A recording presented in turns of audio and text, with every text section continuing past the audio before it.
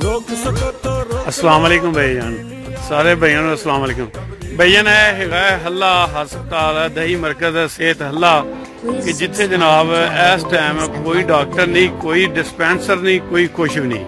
यह बड़े गौर नाल ध्यान नाल वेख लवो कि इहदे विच तकरीबन साडा एक मरीज है जिन्होंने कोई स्प्रे लड़ी खड़ी है और जहर खिलारदा खिलारदा जहर लड़ी है, तो कोई डॉक्टर नहीं आया, कोई कुछ भी नहीं हैगा।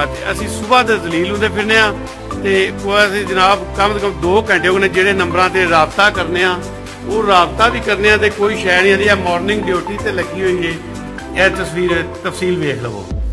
इत्थे जनाब असीं कम से कम 1.5 घंटे तो दलील हो रहे हैं ते जिहड़े नंबर ए लिखे ने डॉक्टर मोहम्मद अरसलान खान ते दूसरा एक होर डॉक्टर का लिखा है डॉक्टर मुदस्सर नियाज।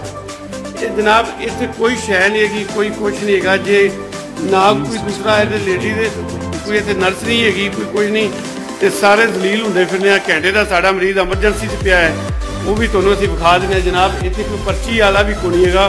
ये किहड़े बंदे खड़े ने सामने पर्चियां वाले खाली कुर्सियां पईयां ने। जनाब बड़ी परेशानी है जी। असीं वज़ीर आला पंजाब दे अगे रिक्वेस्ट करने आ ते सारे भरावां अगे भी रिक्वेस्ट करने कि जिहड़ा भी ये वीडियो वेखे वो फौरी शेयर कर देवे कि नहीं तो भी हले हस्पताल से कोई नज़रसानी करना ते बंदियां नूं दलील ना करना। यह बंदे नूं दवाई लड़ी पई है, बंदा मरण मरान की हालत पिया होया है ते जिंदा जिहड़े डॉक्टर का नंबर मिलाया नंबर रिसीव भी नहीं करते पे ते अगों आंदे कोई रिस्पॉन्स ही नहीं। कोई बंदा सानूं मिले ते असीं किसी नाल राबता करिए ते यह मरीज लैके बंदे दोवें आए ने ते यह बीबियां भी सारियां ते यह जी किहड़ा हैगा इत्थे वड्डी डॉक्टर साहब सीनियर मैडिकल अफिसर है।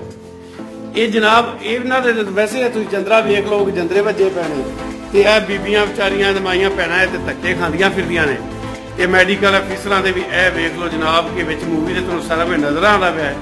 ते मेहरबानी करके सारे भरा शेयर करिया जी, कोई रोकिया जे ना, क्योंकि चलो इन्हां दे उत्ते कुछ भारा आवे ते इन्हां नूं कोई सख्ती होवे ते कोई इंसानां दा ड्यूटी करन हज़ारां लखां रुपये तनख्वाह लेंदे ने ते लेकिन उस तो बाद कोई काम नहीं, कोई कार नहीं, इत्थे कोई आन नूं खुश ही नहीं हैगा।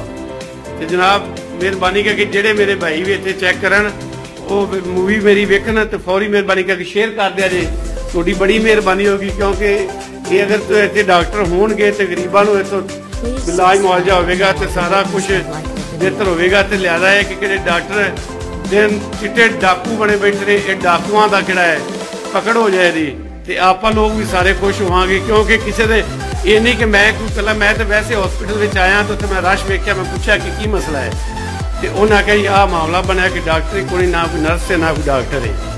तो मेहरबानी करके इन्हें शेयर की जाए जी। तो चलो किसी दे इतने डॉक्टर सख्ती होगी, डॉक्टर आएंगे, कई गरीबों की जान बचेगी तो सदका जारिया स्वाब भी मिलेगा तुहानूं सारिआं नूं। ते असीं लेडी हैल्थ वर्कर वाले पास दफ्तर आए हैं, इत्थे भी कोई शै नहीं हैगी। असीं जलील होकर हुण वापस जा रहे हैं। लिहाजा है कि वज़ीर आला पंजाब साहब की तरफ असीं भेजन लगे मूवी ते, लेकिन सारे भरावां की मेहरबानी होगी अपने भरा दे नाल मिल के इनू शेयर करो ते ये मुसलमानी का हक अदा करो। शुक्रिया, मेहरबानी।